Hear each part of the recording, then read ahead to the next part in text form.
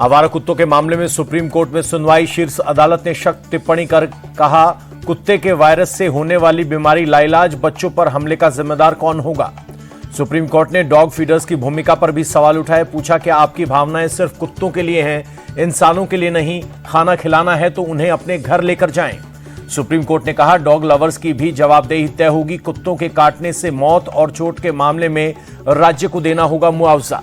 KGMU love जिहाद मामले में एसटीएफ की जांच शुरू। पीलीभीत के काजी से लखनऊ पुलिस ने की पूछताछ।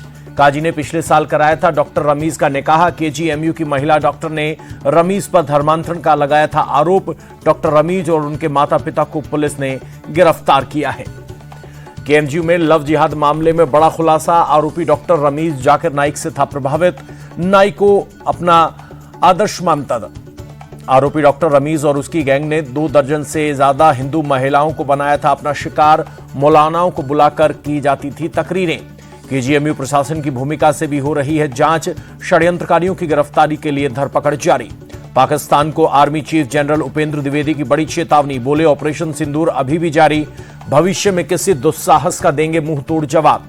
जम्मू कश्मीर को लेकर सेना प्रमुख बोले, जम्मू कश्मीर में हालात सामान्य। जेएंडके में लगातार सकारात्मक बदलाव आ रहे हैं। दिल्ली में बांग्लादेशी घुसपैठियों की जांच में एनआईए करेगी।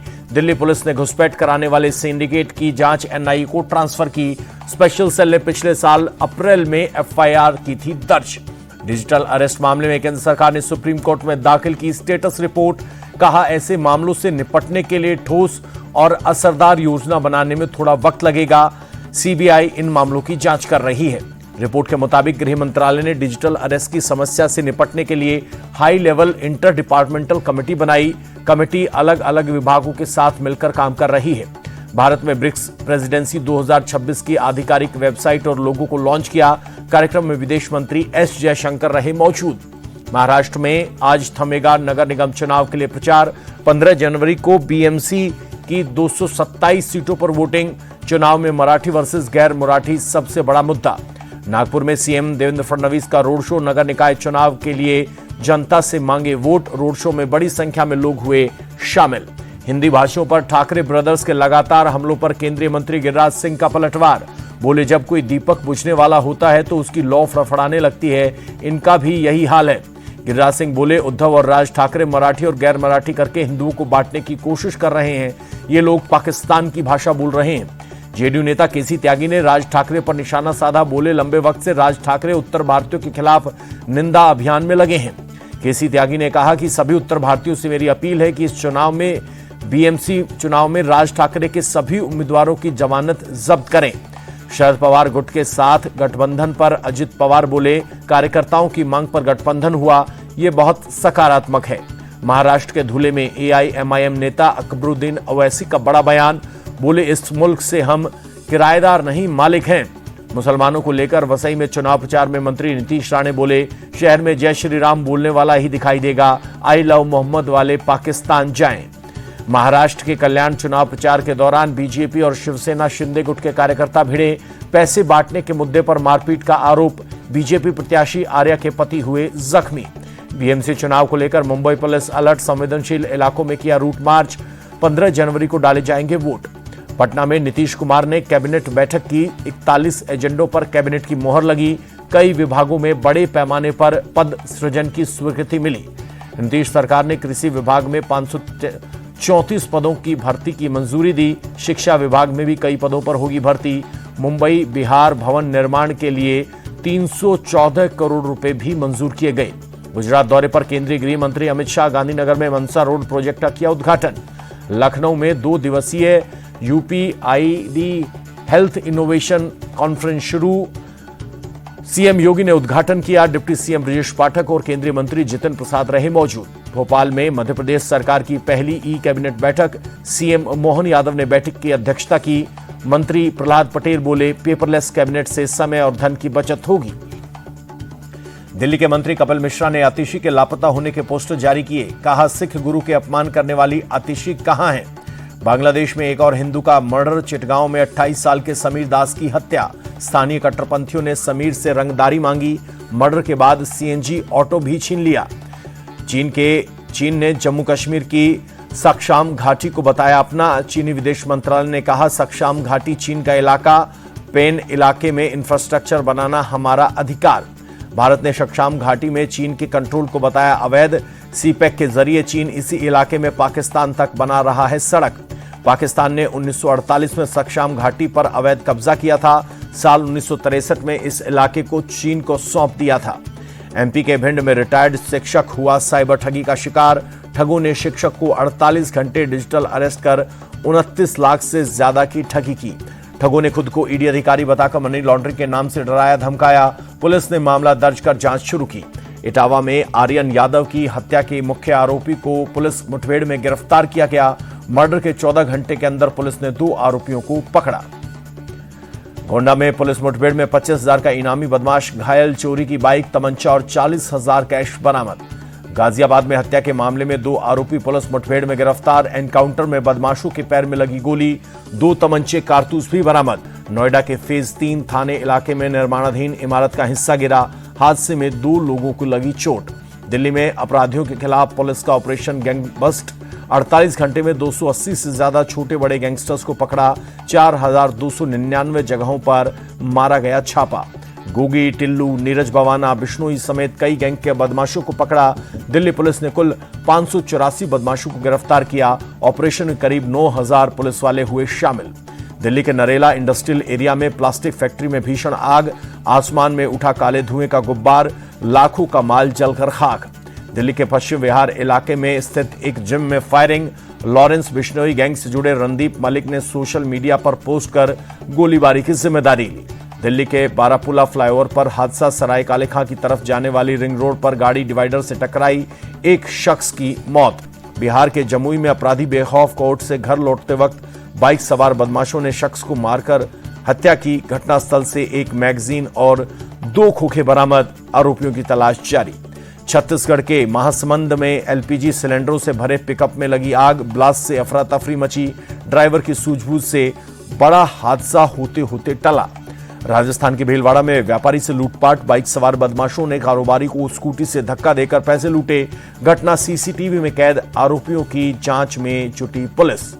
पंजाब के पटियाला में शूटरों के साथ पुलिस की मुठभेड़। 2 शूटर्स गिरफ्तार। बदमाशों के पैर में लगी गोली, 2 पिस्टल, 1 बाइक बरामद। जबरन वसूली डकैती के मामले में थे आरोपी। इंदौर में चाइनीज मांझे के इस्तेमाल पर होगी सख्त कार्रवाई। 5 साल तक जेल और भारी जुर्माने का प्रावधान। कलेक्टर ने जारी किया आदेश। तेलंगाना के रंगारेड्डी में चाइनीज मांझे की चपेट में आई बुजुर्ग महिला गंभीर रूप से घायल। अस्पताल में इलाज जारी। हैदराबाद में भी एएसआई की चाइनीज मांझे से गर्दन कटी, काफी खून बहा। अस्पताल में इलाज जारी। फिलहाल हालत स्थिर। सूरत में मकर संक्रांति के मौके पर चाइनीज मांझे से बाइक सवारों को बचाने के लिए पुलिस ने की महल। बाइक पर लगाए जा रहे हैं लोहे के यू गार्ड्स। जम्मू कश्मीर के बारामूला में जंगलों में भीषण आग लगी। सैकड़ों पेड़ जलकर हुए खाक। दिल्ली में अगले 2 दिन प्रचंड ठंड का अलर्ट। कल दिल्ली में शिमला से भी ज्यादा पड़ी थी ठंड। न्यूनतम तापमान 3 डिग्री दर्ज किया गया। गुरुवार तक तापमान 3 से 5 डिग्री तक रहने का अनुमान। दिल्ली में शीतलहर के साथ प्रदूषण की डबल मार। आनंद विहार इलाके में गंभीर श्रेणी में पहुंचा एयर क्वालिटी इंडेक्स, AQI 400 के पार। अयोध्या में प्रदूषण का स्तर बढ़ा। प्रदूषण को कम करने के लिए नगर निगम ने जगह जगह पानी का छिड़काव किया। पुडुचेरी में मौसम का मिजाज बदला। अचानक तेज बारिश हुई। बारिश के चलते कराईकल में आज स्कूल बंद। पश्चिम बंगाल के दार्जिलिंग में बर्फबारी के बाद कंचनजंगा पर्वतमाला ने ओढ़ी बर्फ की सफेद चादर। खूबसूरत नजारों से आनंद लेते नजर आए सैलानी। देश भर में आज धूमधाम से मनाया जा रहा है लोहड़ी का पर्व। जम्मू कश्मीर में के सांबा में बीएसएफ जवानों ने उत्साह के साथ मनाया लोहड़ी का त्योहार। प्रयागराज में चल रहे माघ मेले में उमड़ा श्रद्धालुओं का जनसैलाब। लाखों भक्तों ने त्रिवेणी संगम में लगाई डुबकी। ड्रोन से तस्वीरें आई सामने। प्रयागराज दौरे पर पहुंचे राज्य सरकार के मंत्री एमके शर्मा। माघ मेले की तैयारियों का लिया जायजा। एके शर्मा ने कहा, आने वाले दिनों में मकर संक्रांति, मौनी अमावस्या का स्नान है। इन सब को ध्यान में रखते हुए यहां पूरी तैयारी की गई है। रोशनी से जगमगाया संगम किनारे का घाट और इलाका। माघ मेले के लिए यूपी प्रशासन ने किए हैं पुख्ता इंतजाम। गंगा सागर मेले के लिए बंगाल सरकार की बड़े पैमाने पर तैयारी। कंट्रोल रूम बनाकर की जा रही है मॉनिटरिंग। मेला क्षेत्र पर नजर रखने के लिए 1200 से ज्यादा सीसीटीवी कैमरे लगाए गए। पल पल के हालात पर अधिकारियों की नजर। अमेरिका ने ईरान पर फिर कसा शिकंजा। ईरान से व्यापार करने वाले देशों पर 25% टैरिफ लगाया। अमेरिका ने कहा, टैरिफ का नया आदेश तत्काल प्रभाव से लागू। ट्रंप ने कहा, टैरिफ का आदेश अंतिम और जरूरी। अमेरिका ने अपने नागरिकों को ईरान छोड़ने को कहा। अमेरिकी दूतावास ने जारी की एडवाइजरी, कहा अमेरिकी नागरिक तुरंत छोड़ दें ईरान। अमेरिका ने कहा, ईरान में विरोध प्रदर्शन हिंसक रूप ले सकते हैं। ईरान के सड़क के रास्ते आर्मेनिया या तुर्की जाएं। ट्रंप के ग्रीनलैंड पर कब्जे का रास्ता साफ। अमेरिकी संसद में ग्रीनलैंड को लेकर बिल पेश। बिल का नाम Greenland accession and statehood act. अमेरिकी कब्जे अमेरिकी राज्य का दर्जा देने की मांग। बिल के जरिए ट्रंप को ग्रीनलैंड में एक्शन की मिलेगी खुली छूट। ग्रीनलैंड पर अमेरिकी राष्ट्रपति डोनाल्ड ट्रंप ने डेनमार्क को हड़काया, कहा 500 साल तक एक नाव लेकर ग्रीनलैंड पहुंच जाने की वजह से उस जमीन का मालिकाना हक उन्हें नहीं मिल जाता। राष्ट्रपति ट्रंप ने कहा, हम ग्रीनलैंड को लेकर रहेंगे, चाहे प्यार से या जबरन। अगर ऐसा नहीं करेंगे तो चीन या रूस कब्जा कर लेगा और हमें अपना पड़ोसी बनाना नहीं चाहते। ग्रीनलैंड पर अमेरिकी राष्ट्रपति डोनाल्ड ट्रंप के रुख पर चीन ने जताया कड़ा विरोध। चीनी प्रवक्ताओं माओ निंग ने कहा, अपने हितों के लिए दूसरे देशों का इस्तेमाल बंद करे अमेरिका। वेनेजुएला की अंतरिम राष्ट्रपति डेल्सी रॉड्रिगेज ने राष्ट्रपति ट्रंप खुद को वेनेजुएला का कार्यवाहक राष्ट्रपति बनाने के दावे को किया खारिज। कहा, यहां एक सरकार है और एक राष्ट्रपति सत्ता में है। अमेरिका के ह्यूस्टन में एक चर्च में लगी भीषण आग। दूर दूर तक दिखी आग की लपटें। फायर ब्रिगेड ने 100 से ज्यादा फायर फाइटर्स आग पर काबू पाने में जुटे। चर्च में आग के बाद आसमान में छाया धुएं का गुब्बार। फायर ब्रिगेड ने खाली करवाया आसपास का इलाका। आग लगने के कारणों की हो रही है चर्चा। अमेरिका के मिनियापोलिस में इमिग्रेशन एजेंट ने कार के पीछे से मारी टक्कर। कार चालक से पूछताछ के दौरान जमा हुई भीड़। लोगों ने एजेंट्स का किया विरोध। भीड़ को तितर-बितर करने के लिए इमिग्रेशन एजेंट्स ने दागे आंसू गैस के गोले। गैस मास्क पहने एजेंट्स के खिलाफ लोगों ने की जमकर नारेबाजी। डेनमार्क की राजधानी कोपेनहेगन में यूरोप की सबसे पुरानी कार्यरत ऑब्जर्वेटरी का गुंबद उतारा गया। 3 टन तांबे के गुंबद की मरम्मत की जाएगी। 17वीं शताब्दी में बने ऑब्जर्वेटरी के 35 मीटर ऊंचे गोल टावर पर लगे गुंबद को क्रेन की मदद से नीचे उतारा गया। पानी के रिसाव और आग से बचाने के लिए गुंबद को हटाया गया। रूस की राजधानी मॉस्को में winter hot air balloon festival शुरू हुआ। इस साल फेस्टिवल के दौरान सैलानी करीब 30 हॉट एयर बलून में उड़ान भरने का लुत्फ उठाएंगे।